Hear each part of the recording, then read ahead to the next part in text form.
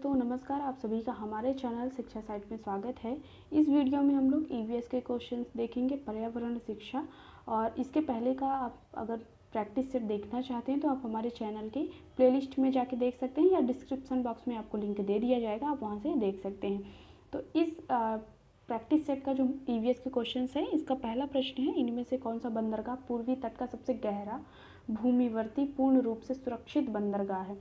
तो यहाँ पे इनमें से कौन सा सबसे पूर्वी तट का सबसे गहरा पूछ रहा है। तो यहाँ पे आपका कहाँ से रिलेटेड है, आंध्र प्रदेश से रिलेटेड है। आंध्र प्रदेश से रिलेटेड अगर मैंने बता दिया है तो विशाखापट्टनम इसके लिए डायरेक्ट रिलेटेड हो जाएगा, विशाखापट्टनम आंध्र प्रदेश से। तो अगर इसी जगह पे सीधे पूछ ले कि सबसे बड़ा बंदरगाह कौन सा है, ये सब ना दिया जाए कि भूमिवर्ती या पूर्ण रूप से सुरक्षित, तो उसके लिए सबसे बड़ा अगर पूछेगा तो यहाँ पे मुंबई बंदरगाह आपके लिए करेक्ट आंसर हो जाएगा। आपको ध्यान ये देना है कि क्वेश्चंस कौन से टाइप का पूछ रहा है, सबसे गहरा ही पूछ रहा है या सबसे बड़ा पूछेगा। सबसे बड़ा अगर पूछेगा तो वहाँ पे मुंबई बंदरगाह को आप लोग टिक करेंगे। अगला देखते हैं। अगला प्रश्न है, इनमें से कौन सा ग्रीन हाउस गैस प्रभाव के लिए सबसे ज़्यादा उत्तरदायी है, ऑक्सीजन, नाइट्रोजन, कार्बन डाइऑक्साइड या हाइड्रोजन। तो इसके लिए यहाँ पे कार्बन डाइऑक्साइड गैस जिम्मेदार है ग्रीन हाउस गैस के लिए, क्योंकि वाहनों से, घरेलू ईंधन में सभी जगहों से कार्बन डाइऑक्साइड गैस उत्सर्जित होती है। सीधे तौर पे ये बोल सकते हैं ग्रीन हाउस गैस के लिए सबसे ज़्यादा उत्तरदायी कार्बन डाइऑक्साइड है। इसका रासायनिक सूत्र होगा CO2। अगला देखते हैं, इनमें से कौन सा जल प्रदूषण का स्रोत नहीं है, औद्योगिक अपशिष्ट, रेडियोधर्मी कचरा, कृषि जनित कचरा या खनन अपशिष्ट। तो यहाँ पे खनन अपशिष्ट जो है वो जल प्रदूषण से संबंधित नहीं है, यह जल प्रदूषण का स्रोत नहीं है। तो यहाँ पे डी ऑप्शन आपका करेक्ट आंसर है। अगला देखते हैं, भारत में बाढ़ संबंधी चेतावनी जारी करता है केंद्रीय जल आयोग, सिंचाई एवं बाढ़ नियंत्रण विभाग, जल संसाधन विभाग या उपरोक्त सभी। तो कई लोग इसमें यहाँ पे उपरोक्त सभी का ऑप्शन भी लगाएंगे क्योंकि बाढ़ संबंधित जल सभी में दिया गया है, लेकिन इसका जो करेक्ट आंसर हो जाएगा सिंचाई एवं बाढ़ नियंत्रण विभाग जो है वो भारत में बाढ़ संबंधी चेतावनी जो है वो जारी करता है। अगला देखते हैं, ग्राम पंचायतों का कार्य है जल संसाधनों का रखरखाव, स्कूलों का निर्माण, BPL लाभार्थियों की सूची तैयार करना या इनमें से सभी। तो इसके लिए यहाँ पे आपका डी ऑप्शन करेक्ट हो जाएगा। उसके साथ ही आपको ये पता होना चाहिए कि शासन की सबसे छोटी जो इकाई होती है उसे क्या कहेंगे। तो शासन की सबसे छोटी इकाई जो होगी उसको हम लोग ग्राम पंचायत बोलते हैं। ये भी क्वेश्चन पूछा जाता है कि शासन की सबसे छोटी इकाई कौन सी है, तो ग्राम पंचायत को आपको टिक करना है। पर्यावरण अपघटन के कारण उत्पन्न होने वाली परिणामी खतरों में शामिल है भूस्खलन, वनों में अग्नि दुर्घटनाएं, बाढ़ एवं सूखा या उपरोक्त सभी। तो यहाँ पे आपका बी ऑप्शन करेक्ट है, बाढ़ एवं सूखा, यहाँ पे बी ऑप्शन करेक्ट हो जाएगा। अगला देखते हैं, निम्न में से कौन सा इंदिरा गांधी नहर परियोजना से लाभान्वित हुआ है, केरल, उत्तर प्रदेश, राजस्थान या मध्य प्रदेश। तो इंदिरा गांधी परियोजना, सबसे पहले आपको परियोजनाएं याद होनी चाहिए कि कहाँ पे कौन सी परियोजना, किस उसका उद्देश्य क्या था, कि इसका जो है किस टाइम पे इसको बनाया गया, कौन सी परियोजना का। और उसके साथ ही साथ आपको दिवस याद होने चाहिए, किस डेट पे कौन सा दिवस मनाया जाता है। और उसके साथ आपको वन्य जीव अभ्यारण्य और अभियान उससे संबंधित जो भी चलाए गए हैं वो आपको अच्छे से, इतना ईवीएस में आप याद कर लेते हो 5 से 6 नंबर आपको मिलने के चांसेस हैं, आप कवर कर लेंगे 5 से 6 नंबर। तो यहाँ पे इस क्वेश्चन के लिए अगर इंदिरा गांधी नहर परियोजना पूछ रहा है तो राजस्थान से संबंधित है, क्योंकि अधिकतर क्षेत्र जो है वो मरुस्थलीय है और जो यहाँ पे इसका जो उद्देश्य है वो सिंचाई के लिए था। तो मरुस्थलीय क्षेत्र में सिंचाई के लिए इंदिरा गांधी नहर परियोजना का निर्माण किया गया था। अगला देखते हैं, यहाँ पे आपका अगला प्रश्न है, जल प्रदूषण अथवा जल जनित रोगों का एक उदाहरण निम्नलिखित में से कौन सा है, डिप्थीरिया, टाइसिलाइटिस, अतिसार या खसरा। तो इसके लिए आपका यहाँ पे अतिसार होगा, जिसे हम लोग डायरिया भी कहते हैं। और यहाँ पे अगर डायरिया भी ऑप्शन दिया गया होता तो वो भी करेक्ट होता, अतिसार को ही डायरिया बोलेंगे। तो यहाँ पे सी ऑप्शन आपका करेक्ट आंसर है। अगला है, पर्यावरण शिक्षा का उद्देश्य है पर्यावरण की सुरक्षा तथा संरक्षण और पर्यावरण के संसाधनों का अधिकतम उपयोग, पर्यावरण के संसाधनों का न्यूनतम उपयोग या इनमें से कोई नहीं। तो इसके लिए आपका जो करेक्ट आंसर होगा यहाँ पे पर्यावरण की सुरक्षा तथा संरक्षण। यहाँ पे पर्यावरण शिक्षा का उद्देश्य अगर पूछेगा तो पर्यावरण की सुरक्षा तथा संरक्षण जो है पर्यावरण शिक्षा का उद्देश्य है।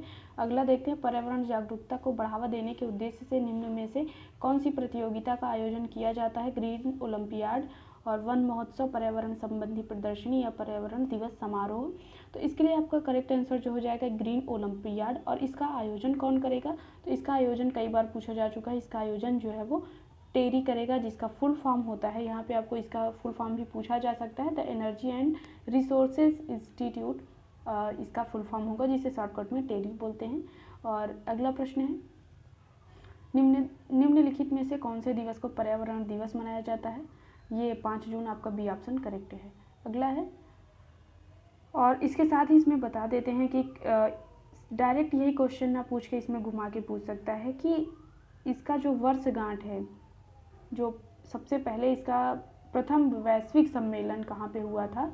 तो इसका यहाँ पे स्कॉटलैंड इसके लिए फेमस है। स्कॉटलैंड और कब हुआ था? 1972। ये फेमस क्वेश्चन है, इम्पॉर्टेंट भी है, कई बार पूछा जा चुका है कि कहाँ पे हुआ है, कब से शुरुआत की गई है, प्रथम बार इसका आयोजन कब किया गया है और प्रथम बार कहाँ पे किया गया है, दिवस कौन सा है, ये सभी आपको अच्छे से पता होना चाहिए। अगला देखते हैं, स्कूलों में पर्यावरण के प्रति जागरूकता लाने हेतु छात्रों की मानसिकता में बदलाव लाने में कौन सी रणनीति कारगर सिद्ध होगी? खेल प्रतियोगिता का आयोजन और पाठ्यक्रम में बदलाव तथा गैर शैक्षिक तथा रचनात्मक क्रियाकलापों को शामिल करके और परीक्षा के माध्यम से, या इनमें से कोई नहीं। तो इसके लिए बताना है, तो इसके लिए यहाँ पे आपको जो करेक्ट आंसर हो जाएगा, पाठ्यक्रम में बदलाव तथा गैर शैक्षिक तथा रचनात्मक क्रियाकलापों को शामिल करके जो स्कूलों में पर्यावरण के प्रति जागरूकता लाने में या मानसिकता में बदलाव लाने के लिए यहाँ पे ये ऑप्शन आपका करेक्ट हो रहा है। तो बी ऑप्शन पे आप टिक करेंगे। अगला है, भारतीय संविधान द्वारा उपलब्ध किए गए मूलभूत अधिकारों का उद्देश्य क्या है? बच्चे का सर्वांगीण विकास, पुरुषों का सर्वांगीण विकास, महिला सशक्तिकरण या नागरिकों के व्यक्तित्व का सर्वांगीण विकास। तो इसके लिए यहाँ पे पूछा जा रहा है, तो मूलभूत अधिकारों का जो मुख्य उद्देश्य है वो नागरिकों के व्यक्तित्व का सर्वांगीण विकास से इसका मुख्य उद्देश्य है, नागरिकों का जो सर्वांगीण विकास हो, ये मूलभूत अधिकार का मुख्य उद्देश्य है। तो डी ऑप्शन आपका करेक्ट आंसर है। अगला देखते हैं, सामाजिक विज्ञान में कौन सा आयाम शामिल नहीं है? इतिहास, भूगोल, राजनैतिक विज्ञान या व्यावसायिक शिक्षा। तो इसके लिए आपका यहाँ पे व्यावसायिक शिक्षा जो है वो करेक्ट आंसर है। सामाजिक विज्ञान में व्यावसायिक शिक्षा शामिल नहीं है। कौन कौन से इसमें आपके शामिल हैं? तो सबसे पहले आपको ये पता होना चाहिए कि ये जो पाठ्यक्रम को एक साथ कनेक्ट करके एकीकरण द्वारा जो पढ़ाया जाएगा वो कहाँ पे बात की गई है? तो NCF 2005 से रिलेटेड है, ठीक है। और सामाजिक विज्ञान में कौन कौन से विषय शामिल हैं? तो सामाजिक विज्ञान में इतिहास होगा आपका, उसके साथ ही साथ भूगोल, नागरिक शास्त्र और उसके बाद लास्ट में अर्थशास्त्र होगा। तो यहाँ पे इस क्वेश्चन के लिए आपका जो व्यावसायिक शिक्षा है वो करेक्ट है, डी ऑप्शन आपका करेक्ट आंसर होगा। अगला प्रश्न देखते हैं, अंकों के आधार पर किस पाठ्यक्रम विषय वस्तु की परीक्षा नहीं की जा सकती? स्वास्थ्य, संगीत, योगा या उपरोक्त सभी। तो यहाँ पे अंकों के आधार पर ये आपको पता होना चाहिए, और स्वास्थ्य, योगा और संगीत, इन तीनों के लिए आपको कोई अंक के आधार पर परीक्षा नहीं की जाएगी। तो यहाँ पे आपका डी ऑप्शन करेक्ट है, क्योंकि आप तीनों पे तो टिक कर नहीं सकते हैं, तो यहाँ पर डी ऑप्शन आपका करेक्ट है। अगला देखते हैं, इनमें से कौन सा पर्यावरण समस्या नहीं है? जल का विनाश, जल का संरक्षण, वनों की कटाई या भू अपरदन या क्षरण। तो 136 के लिए आपको बताना है कौन सा यहाँ पे सही है। तो जल का जब संरक्षण करेंगे तो वो पर्यावरण की समस्या नहीं है, तो यहाँ पे बी ऑप्शन आपका करेक्ट आंसर है। इनमें से कौन पर्यावरण शिक्षा का एक सिद्धांत नहीं है? पर्यावरण शिक्षा में सभी की सहभागिता, पर्यावरण शिक्षा जीवन पर्यंत शिक्षा प्रणाली नहीं है। और इसके लिए आपको बताना है, इन्हीं दोनों में आप बता सकते हैं, तो इसके लिए यहाँ पे बी ऑप्शन करेक्ट है। पर्यावरण शिक्षा का एक सिद्धांत नहीं है, पर्यावरण शिक्षा जीवन पर्यंत शिक्षा प्रणाली नहीं है, बी ऑप्शन आपका एक सिद्धांत नहीं है, तो यहाँ पे आप बी को टिक करेंगे। अगला देखते हैं, अगला प्रश्न है 138वां प्रश्न है।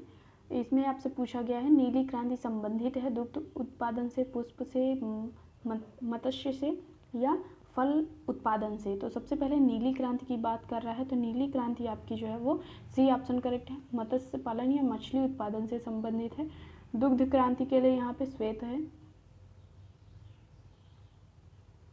ठीक है। और सभी जब सभी क्रांतियों की बात करेगा तो वहाँ पे इंद्रधनुष हो जाएगा, क्योंकि उनमें 7 रंग हैं और 7 रंगों का वहाँ पे जब सभी क्रांति की बात करेगा कि सभी क्रांति किससे संबंधित है, तो यहाँ पे आप सभी इंद्रधनुष क्रांति को टिक करेंगे। ठीक है, तो अगला प्रश्न देखते हैं। इनमें से कौन मानव पर्यावरण का एक घटक नहीं है? भूमि, धर्म, समुदाय या परिवार। तो इसके लिए आपका यहाँ पे धर्म है, बी ऑप्शन करेक्ट है। ये पर्यावरण का कोई घटक नहीं है, धर्म कोई पर्यावरण नामक घटक नहीं है। अगला देखते हैं। पिघले हुए मैग्मा से निर्मित चट्टान है आग्नेय, अवसादी, रूपांतरित या इनमें से कोई नहीं। तो सबसे पहले आपको यहाँ पे पूरा दिखा देते हैं कि किस टाइप से आप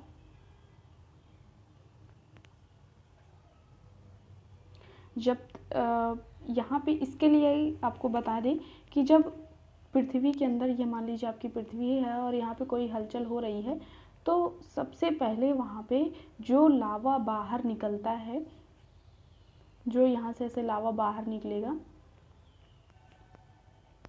ठीक है, वो उसे हम लोग ज्वालामुखी की संज्ञा देंगे और उसे ज्वालामुखी कहेंगे। और जो ये मैग्मा होता है, इसे जो ये बाहर निकल रहा है, इसे हम लोग मैग्मा कहेंगे।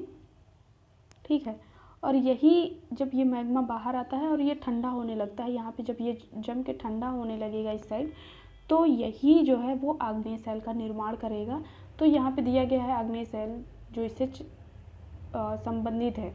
मैग्मा से निर्मित होने वाली चट्टान जो है वो आग्नेय सेल है, और उसके बाद जो है वो जब अपरदन की क्रिया के द्वारा जब ये रूपांतरित होती है तो ये अवसादी चट्टान कहलाएगी। तो इसके लिए आपका यहाँ पे ए ऑप्शन करेक्ट है। पिघले हुए मैग्मा से जो निर्मित चट्टान होती है उसे आग्नेय चट्टान कहते हैं। यहाँ पे ए ऑप्शन करेक्ट है। इनमें से कौन सी गैस हमें सूरज की घातक किरणों, पराबैंगनी किरणों से रक्षा करती? कार्बन डाइऑक्साइड, नाइट्रोजन, ऑक्सीजन या ओजोन। तो यहाँ पे आपका सी ऑप्शन करेक्ट है, ओजोन, जिसे हम लोग O3 भी कहते हैं, इसका रासायनिक वो है। और यहाँ पे सी ऑप्शन आपका करेक्ट है। जब जल वाष्प वायुमंडल में अपेक्षित अवक्षेपित संघनित होकर द्रव के रूप में पृथ्वी पर गिरती है, जो उसे कहते हैं बादल, वर्षा, बर्फ या जल वाष्प। तो इसके लिए आपका जो करेक्ट आंसर हो जाएगा यहाँ पे आपका वो वर्षा होगा। बी ऑप्शन आपका करेक्ट आंसर है। अगला देखते हैं। कटीली झाड़ियाँ पाई जाती हैं गर्म तथा आर्द्र विषुवतीय जलवायु, गर्म तथा शुष्क मरुस्थलीय जलवायु में, शीतल ध्रुवीय जलवायु में, इनमें से कोई नहीं। तो इसके लिए आपका जो करेक्ट आंसर होगा यहाँ पे, ये आपका जो करेक्ट आंसर इसके लिए हो रहा है वो आपका गर्म तथा शुष्क मरुस्थलीय जलवायु में जो है वो कटीली झाड़ियाँ पाई जाती हैं। बी ऑप्शन आपका करेक्ट आंसर है। और कहाँ पे? लगभग जैसे आप राजस्थान देख सकते हैं, जो मरुस्थलीय क्षेत्र है वहाँ पे आप देख सकते हैं यहाँ पे। अगला देखते हैं। स्वर्णिम रेशा इनमें से किसे कहा जाता है? चाय, कपास, रबड़ या जूट। तो इसके लिए आपका जो करेक्ट आंसर होगा वो स्वर्णिम जो रेशा होता है उसे कपास को हम लोग कहते हैं। यहाँ पे बी ऑप्शन आपका करेक्ट आंसर है। अगला देखते हैं। पृथ्वी का जुड़वा ग्रह इनमें से किसे कहा जाता है? तो यहाँ पे जिसका आकार पृथ्वी के लगभग बराबर होगा, और सबसे पहली बात तो इसे जो है सुबह और शाम में सामान्य नेत्रों से भी इंसान देख सकता है। तो यहाँ पे इसके लिए करेक्ट आंसर जो होगा वो सी ऑप्शन करेक्ट है। शुक्र जो है पृथ्वी का जुड़वा ग्रह है, क्योंकि इसका आकार जो है वो पृथ्वी के लगभग आकार है, और इसे जो है सुबह और शाम का तारा भी कहते हैं, भोर का तारा या सुबह व शाम का तारा। तो यहाँ पर सी ऑप्शन करेक्ट हो जाएगा। और दूसरा ये भी पूछा जाता है कि पृथ्वी की जुड़वा बहन किसे कहते हैं? पृथ्वी की जुड़वा बहन। तो यहाँ पे इसके लिए भी ऑप्शन आपका शुक्र ही सही होगा।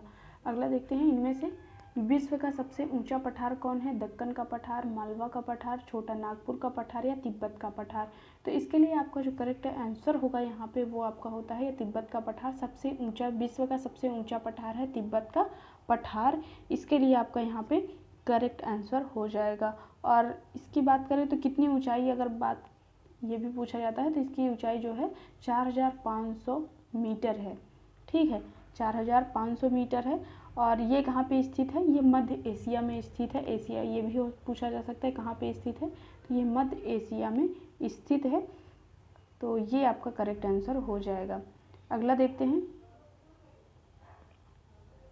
भोपाल गैस त्रासदी आपदा के लिए कौन सी गैस जिम्मेदार है? Methyl isocyanate, methane, carbon monoxide या उपरोक्त सभी। तो इसके लिए आपका कौन सा ऑप्शन करेक्ट हो जाएगा? तो इसके लिए आपका यहाँ पे methyl isocyanate MIC, methyl isocyanate. कब हुई थी ये घटना? 1984 में। ठीक है, ये 1984 दिसंबर 1984 में हुई थी। और इसके ये भी पूछा जाता है कि इस कंपनी का नाम क्या है, कौन सी कंपनी के द्वारा ये घटना हुई थी। और तो इसके लिए पेट्रो रसायन कंपनी,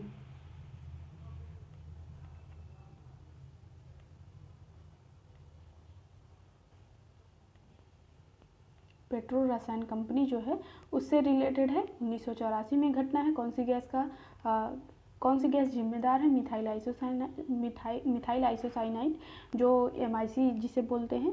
और इसके जो लगभग हजारों की संख्या में लोग मारे गए थे। यहाँ पे आपका करेक्ट आंसर जो होगा वो ए हो जाएगा, मिथाइल आइसोसाइनाइड। अगला देखते हैं, इनमें से कौन सी गैस ग्रीन हाउस इफेक्ट से संबंधित नहीं है? नाइट्रोजन, कार्बन डाइऑक्साइड, मीथेन या नाइट्रस ऑक्साइड। तो इसके लिए आपको जो करेक्ट आंसर हो जाएगा यहाँ पे नाइट्रोजन जो है वो ग्रीन हाउस से इफेक्ट नहीं, क्योंकि मीथेन जिसे CH4 बोलेंगे, कार्बन डाइऑक्साइड, नाइट्रस ऑक्साइड, ये तीनों जो है वो ग्रीन हाउस गैस से संबंधित है। तो यहाँ पे आपका जो करेक्ट आंसर हो जाएगा नाइट्रोजन, ये ऑप्शन करेक्ट है। अगला देखते हैं, समुद्री पर्यावरण प्रदूषण के कारण नष्ट हो रहे हैं भूमध्यरेखीय वन, पतझड़ वन या कोणधारी वन या मैंग्रोव वन। तो आपको ध्यान ये देना है कि यहाँ पे जो है मैंग्रोव वन जो है वो समुद्र के तटीय क्षेत्र में पाए जाते हैं। ठीक है, इनकी जो जड़ें हैं वो दलदली इलाकों में ऐसे निकली होती हैं जिसके माध्यम से ये लोग अपना श्वसन वो करते हैं। ये आपका वृक्ष हो गया। तो इसकी जो जड़ें होती हैं वो इस टाइप से दलदल से निकली रहती हैं। इसका जो करेक्ट आंसर हो जाएगा मैंग्रोव वन, यहाँ पे डी ऑप्शन आपका करेक्ट है। ये यहाँ पे हमने 30 क्वेश्चंस कवर किए हैं। अगर आपको ये सभी प्रश्न पसंद आते हैं तो अपने दोस्तों के साथ ज़रूर इसे शेयर करें, क्योंकि उन्हें भी फ़ायदा हो इसका। और ये हम लोग यूथ प्रैक्टिस सेट सॉल्व कर रहे हैं। अगर आपको कोई और प्रैक्टिस सेट के क्वेश्चन से चाहिए तो आप लोग मुझे कमेंट बॉक्स में बता सकते हैं।